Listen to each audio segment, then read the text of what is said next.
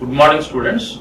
In yesterday's class, we have seen that the design procedure of hydrodynamic journal bearing. And coming to today's class, we can see how the bearings are going to design using that procedure. So, along with the design data book. So, first of all, we can go with a brief review of what is how the design procedure and what are the steps involved in it. So, let us go with a brief recap of the yesterday's class. So, first of all, we know that the design known design parameters are three. So, one is load, and other one is diameter, and other one is speed. So, that is the load acting on the bearing, speed of the journal N, capital N, and diameter of the journal small d are known design parameters. And along with that, we can also know the application. So, that already I said that. So we need the application of the bearing. So, and then the first step, so we need to take the L by D ratio from design data book based upon the application of the bearing given. So, and between the range of the L by D ratio, we know that the diameter is known. So, we can calculate the length of the bearing. So, and in step number 2, so we need to calculate the pressure.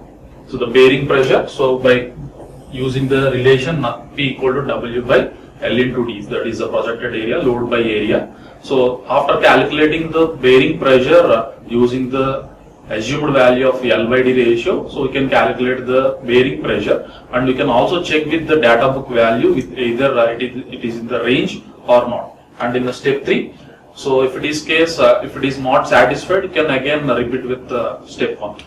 And coming to the step number 3, so that is we need to take the absolute viscosity of the lubricant along with the operating temperature of the lubricant, that is SI 10, SI 20, 30. So the type of oil, along with that you can take so the viscosity of the oil Z.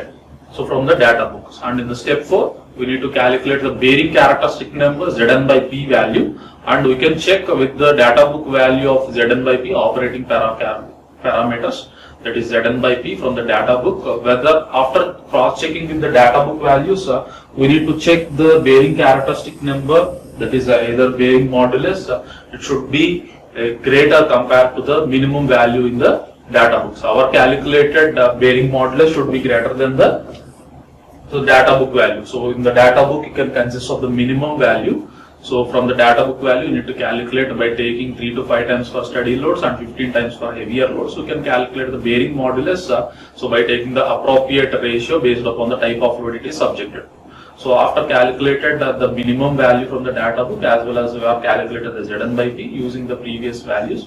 So we need to check so whether the bearing is operating in hydrodynamic state or not. So our desired condition is that the bearing should operate in hydrodynamic state. So that is clear. So and next step number 5, we need to take the value of C by D ratio. Again it is based upon the application of the bearing. So that is C by D ratio. So from design data book, again it is depends upon the application given. And in the step number 6, you can calculate the coefficient of friction using the Mecker's equation. So the equations are seen in the next class, that is previous class, sorry. So and step number 7, we need to calculate a heat generated between the two surfaces, that is Qg equal to mu Wb, and the heat dissipated Qd equal to so Ca into Tb minus Ta. And you can step number 9, finally you need to check whether the bearing is operating in thermal condition or not. So whether if it is in thermal condition it was okay, otherwise you need to redesign the bearing, or else you can provide artificial cooling for the bearing. Clear? So we don't go with the redesign, so instead we go with the artificial cooling we are going to provide. For that, so again what is the amount of mass required to take away that leftover heat between the surfaces, that can be calculated by using these relations. So Qt equal to Ms delta T. So from that you can calculate M, that is the mass of oil required, lubricant oil required between the two surfaces, and Qt is given by, that is the difference of the heat generated as well as the heat dissipated. This is the basic design procedure for journal bearing that we seen in previous class. So now in this class we can go with the design, how the design is carried out. So for that I am taking with some example here. So if you see the example, that is a journal bearing, design a journal bearing for centrifugal pump. So we can observe this is used for a centrifugal pump, which means that is an application of the bearing. So for that they given different data is given. So first one is load acting on the journal, that is 20,000 newtons. So load acting we can denote with W. So here I am denoting that load acting. So it is 20,000 newtons. And next one is diameter of the journal 100 mm. So it is denoted by small d, 100 mm. And next speed of the journal denoted by capital N. So 900 rpm. And the type of oil is mentioned here, that is SAE10 type of oil is given. So type of oil is SAE10, and the temperature of oil, that is means operating temperature of oil it is. So that is 55 degrees centigrade, T0, that is denoted by T0, and the ambient temperature of oil, that is ambient temperature, atmospheric temperature, that is denoted by TA, 15.5 degrees centigrade. And then it asked for calculate the mass required for artificial cooling, that M you need to calculate. For that they given the temperature rise, so the temperature rise can be denoted by delta T or T. So simply I can write it as a T. So 10 degrees centigrade, and in that so the heat dissipation coefficient, that is denoted by capital C. So 1232 watt per meter square per degree centigrade. So this is given data. So this is what all the given data in the problem. So here I can observe these that is points I can given in this corner, that is for your easy of understanding to remember what are the steps involved in the design of journal bearing. So here it is the step 1, that is L by D ratio, and it is the step 2. So that is you need to calculate pressure, and this is a step 3. You need to take viscosity of the lubricating oil from design data book, and step 4 you need to calculate Zn by P, and step 5 C by D ratio, and mu is the step 6, that is coefficient of friction using Mackay's equation, and step 7 that is heat generated to be calculated, and step 8 that is heat dissipated from the surfaces of the bearing, and finally you need to check with the thermal equilibrium. So if it is okay, you can okay with the design, otherwise go with the artificial cooling. In that you can calculate the mass required to. So here they directly asked for mass of the lubricant, the oil required to remove the leftover heat. Clear? So these points can be followed in all the slides, that is in the presentation throughout the completion of the problem, so that you can remember some of the points. As I said that, so in our case, in this course DMM 1-2, so that is design of machine members 2, it is very much easy to have the equation. So why? Because there is a design data book as available, so that all the equations available in the design data book, but only you have to remember is design procedure, the sequence of steps. So the sequence of steps to complete the design procedure is very much important, that you need to remember so throughout the course.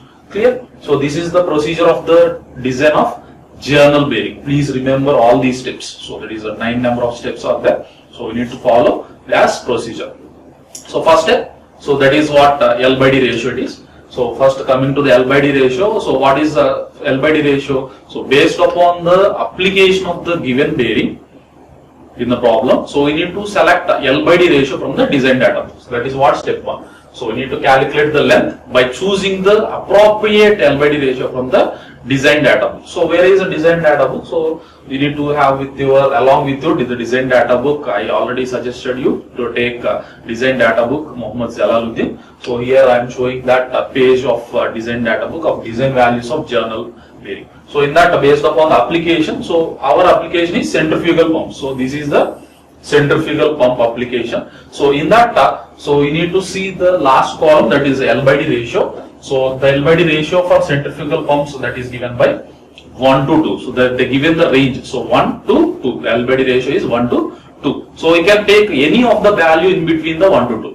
So you should not take less than 1 or should not take greater than 1. You can take 1 or 2 or in between 1.1, 1.2, 1.3 or whatever the value you can take. So let us take as 1.6. I am taking this as in 1.6. So I am taking from design data book, the L by D ratio is for centrifugal pump is 1 to 2. I am taking this L by D ratio is 1.6. So I know that the diameter is given in the data.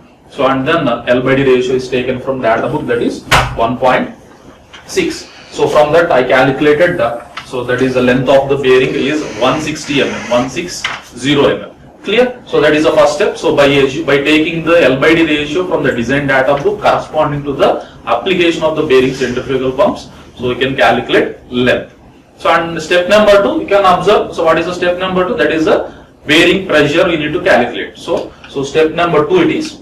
So coming to the step number 2, we need to calculate the bearing pressure by using the relation pressure equal to load by projected area. So the projected area is L into D, and the load W is already given in the data, 20,000 newtons, and length we are calculated in the previous step. So by using the assumed value of or taken the value from the data book L by D ratio, diameter is known. So that can substitute all the values of load, length and diameter. You can calculate the bearing pressure that is given as 1.25 Newton per mm square. So that so after calculating the bearing pressure, that is our bearing pressure with the assumed value of L by D, we need to check whether these calculated bearing pressure should be withstanding our values or not in the data with the data book value.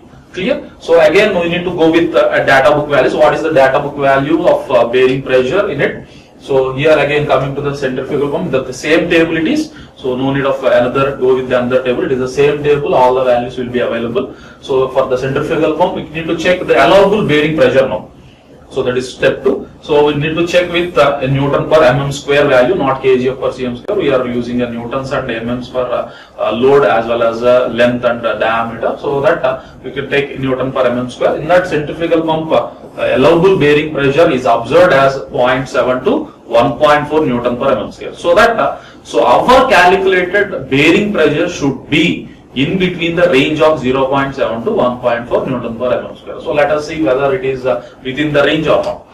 So our calculated value of bearing pressure is 1.25 Newton per mm square. So the data book value for the centrifugal pump is, it is observed as 0.7 to 1.4 Newton per mm square. So that it should not less than the 0.7 or it should not exceed the 1.4 Newton per mm square. So that our calculated value is within the range of given allowable bearing pressure in the data book, so that our assumed value of L by D in the step number 1 is safe. That is the length and diameter what you are calculated or assumed from the data book are safe. So that we should not go to the step number 1 again. Clear? So we can continue with the design. If it is not within the range, so it is either for example you can take the pressure is 0.5. So that if it is a 0.5, so you need to go with again changing the L by D ratio, or it may be above the 1 point, that is I can suppose it is 1.5 Newton per mm square, so that it exceeds the allowable pressure in the data book. So that again you go with the step number 1. So here it is within the allowable range, so that the design of L by D, that is whatever we are taking the values of length and diameter, are safe. Now we can come continue with the procedure. So that is step number 3 we can need to go with. So for step number 3, what is the step number 3? That is Z. What is Z? That is absolute viscosity of the lubricant oil. So is it given in the data? So no, there is not. They are not given in the data. They mentioned only the type of oil in the problem as well as the operating temperature of the oil.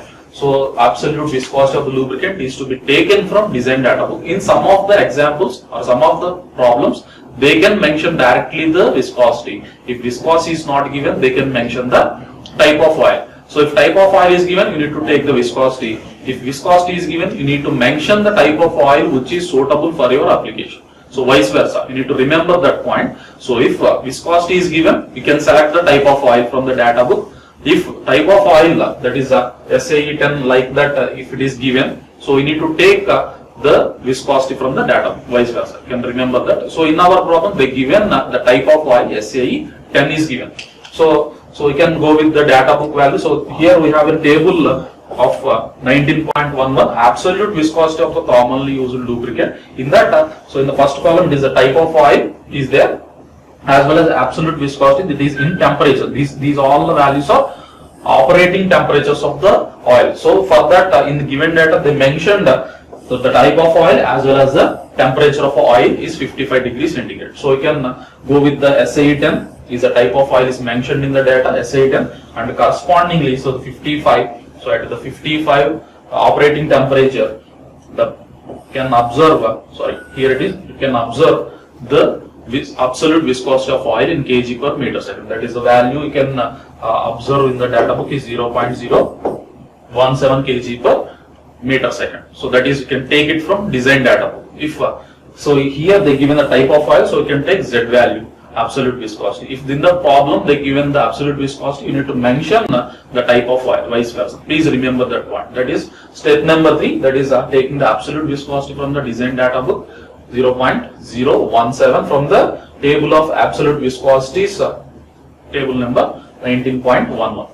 Clear? In again the same design data book Jalaluddin. So here the absolute viscosity is noted down here, that is 0.017 kg per meter kg per meter second, that is at SAE 10, and the temperature of oil is 55 degrees centigrade, corresponding to the 55 degrees centigrade. That is up to step number 3.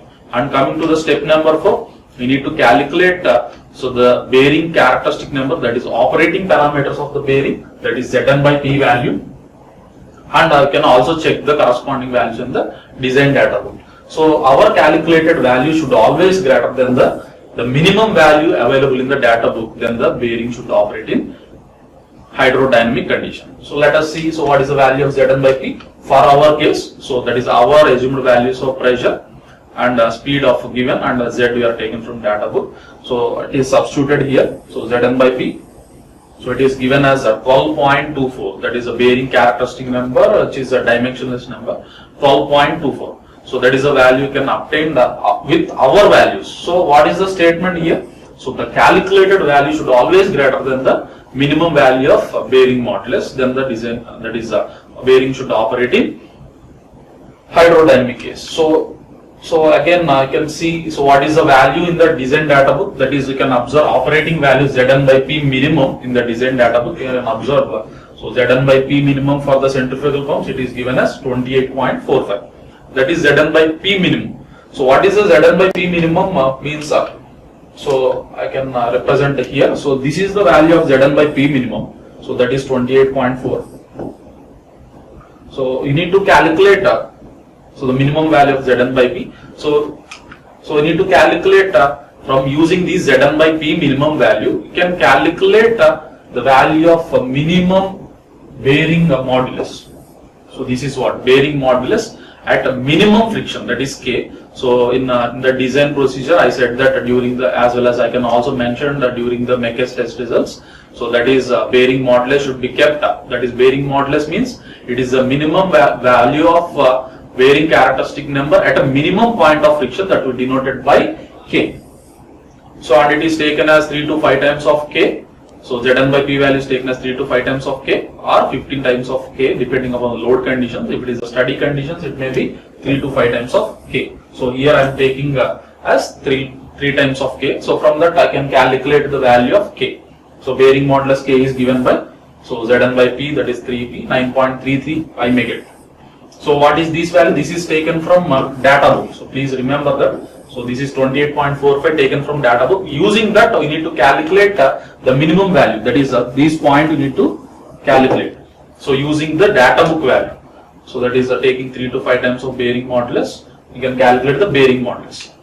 So here this is the minimum value of bearing characteristic number, that is what bearing modulus K, that value is given by 9.33. So what is our condition? Our calculated K should be greater than the that is greater than the data book value, that is a minimum value. So our calculated Zn by P is greater than, so that is the value of Zn by P is greater than the minimum value of bearing modulus, that is at a minimum point of friction.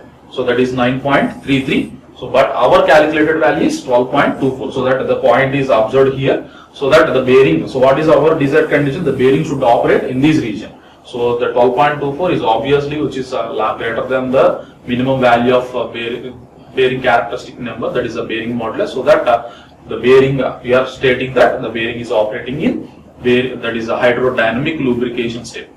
Clear? That is what you need to remember is, so the condition is very much strict. So the desired condition of the lubricant, lubricating condition of bearing is should be operating hydrodynamic. So in order to obtain the hydrodynamic condition, so the calculated bearing characteristic number should always greater than the minimum value of bearing characteristic number, that is bearing modulus, then only it is operating in hydrodynamic condition.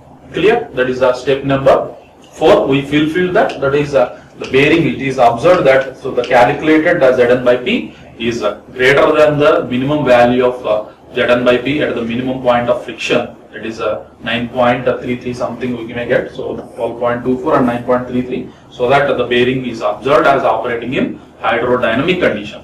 Clear? So next, coming to the step number 5. So we need to take the C by D ratio. Again, the C by D ratio we can take in based upon the application. So again, from the design data book, so based upon the application centrifugal pumps. So here we have the column of C by D ratio. So it is observed as 0.0013.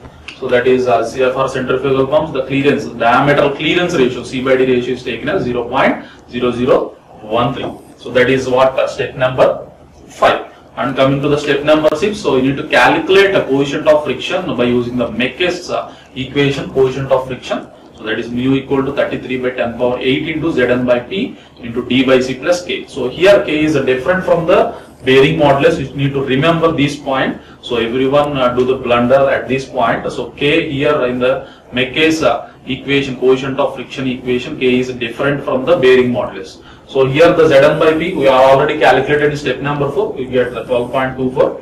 So and so D by C, that is C by D ratio reciprocal, we may get 1 by 0.0013. And where K is that is a correction factor for side leakage is taken as 0.002 based upon the L by D ratio ranging from 0.74 to 2.8.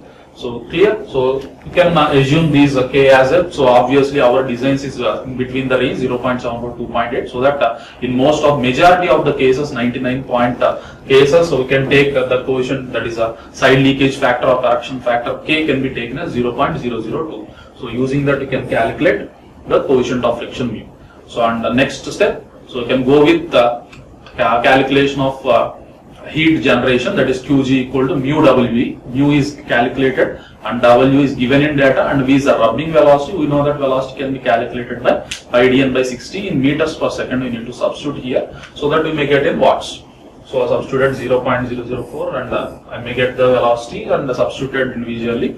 So pi dn by 60 into 10 cube, so I may get in meters per second, 4.71 meters per second, and I may get the heat generated as 480.7 watts.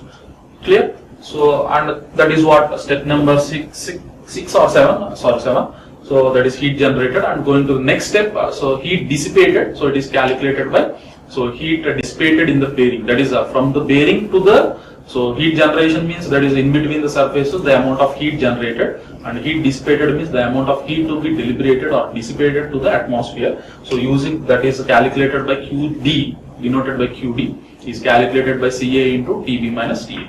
So here C is given in the data, heat dissipation coefficient is given 1232, I think so. So as it is correct, 1232 is given, and L and D should substitute in meters. So why? Because 1232 watt per meter square per degree centigrade, so that area should also be in meters. So A is a area can be written as projected area, L into D I can written as, and TB minus TA can be written as, in design we discussed that, so it can be written as half into T0 minus TA.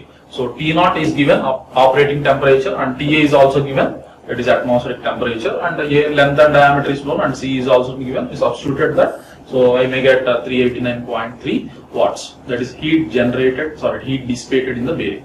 So clear? So heat generated is calculated, Qg, and heat dissipated is calculated. Now the final step, we need to check whether the bearing is operating in thermal equilibrium or not. Thermal equilibrium in the sense, so whatever the amount of heat generated, the same amount should be dissipated to the atmosphere. So if it is not, that is Qg minus Qd is almost equal to the 0. If it is not in the case, we go with the redesign, or can also, instead we can also provide the artificial cooling. Let us compare these two values, that is Qg minus Qd, that is step number 9, that is the last step in the design. So that is you can check, so that is thermal equilibrium. So you can observe that, so the heat generated is greater, so obvious that it is observed that it is around 480 and it is around 390 watts, and there is a 91.4 watts are left at the bearing, so there is no equilibrium condition it is observed. So instead of going with the redesigning of bearing, I am going with the artificial cooling I am providing. So whenever we are providing the artificial cooling to the bearing, so that is we need to provide a lubricant, so that additional coolant to be supplied. So that mass need to be calculated. So that can be given by Qt equal to ms delta T. So that we discussed in design procedure. So here the leftover heat is given by So that is difference of two heats, that is generated and dissipated, 91.4 watts. So now let us see the amount of artificial cooling required for the mass of oil required for the artificial cooling. So that is heat taken away by the oil should be equal to the amount of artificial cooling required, that is Qt equal to Ms delta T. Clear? So that is Qt. So we can know that Ms delta T can be is equal to the, so Qt is equal to difference of heats, Qg minus Qd. So that is Ms delta T. So M is unknown, and S. So we can take the range for the S. So in the design procedure, I said that it may be ranging from specific heat of oil. So that is 1840 to 2100 joules per kg Kelvin. So we can assume in between the range. So here I can take it as 1900. So depending upon your condition, also you can take the value that is based upon this range. You can assume any of the value, but it should not less than the 1842. That is and also greater, not exceeds the 2100 joules per kg degree centigrade. So here I assumed that it is as 1900, and delta T is given in the data, that is the temperature distance difference between the inlet and the outlet of oil, that is 10 degrees centigrade. If it is not given in the data, so we can take a standard value of 10 degrees. So the major difference you can observe in most of the cases is around 9 to 10, so that it can be standardly, you can take it as 10 degrees centigrade. Clear? So here the Qd is a difference of heat generated to the heat dissipated, Qg minus Qd. So that is what calculated in the previous slide. So that is given as 91.4. So and M is unknown, and S we are taken assumed value in between the range, and the delta T is given in the data. So from that you can calculate the mass of oil required for the artificial cooling. So that is in kg per second, and finally you may get the mass of oil required for artificial cooling is given in kg per minute. Clear? So this is a 9th step we need to follow. So as I mentioned that I don't need to remember all the equations in your brain. So you can simply, so all the equations you don't remember. So equations are available in the data book, but only the thing you need to remember is the sequence of steps. That is what the design procedure we call it as. The design procedure we need to remember very clearly and very perfectly. So we need to follow the steps in a sequence. So from starting with the L by D ratio, that is taking L by D ratio based upon the given application. So and calculating the length, and after that you can take so that what is the pressure, you need to calculate the pressure and check with the allowable bearing pressure in the data book value. And the third one, you need to take the viscosity of the absolute viscosity of the lubricating oil based upon the type of oil. If it is a type of oil is not given, based upon the viscosity you can select the type of oil. And the fourth step, you need to calculate the bearing characteristic number Zn by P, and you can check with the data book value, that is a main condition. So the bearing should always operate in the hydrodynamic, whatever the design you are giving, the bearing should operating in hydrodynamic condition. That will be a very important thing, that is our calculated bearing characteristic number should be greater than the bearing characteristic number at a minimum friction, that is bearing modulus is always should be, our calculated value should always greater than the bearing modulus, then only the bearing is operating in hydrodynamic state. So that is a very important point, and you can take the C by D ratio again from data book, and then you can calculate the coefficient of friction mu, and heat generated, heat dissipated, and the amount of artificial, that is the amount of artificial cooling required, and the mass of the lubricant oil or mass of the oil required for artificial cooling.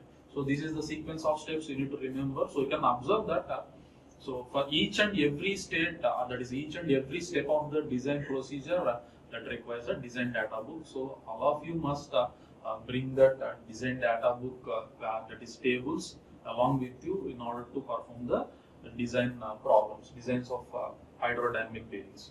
That is Mohammad Jalaluddin. Please bring all of you. So that is keep it along with you. And in the next class, you can also try some of the problems, given example problems in the RS Kurmi or Bandari. So there is a number of example problems are available. Please go through it, and if you have any doubts, so that is a design procedure you need to remember. So please go through it, and the next class you can see the another method that is a hydrodynamic general bearings based upon the Sommerfeld number. So that is using the dimensionless parameters. Thank you.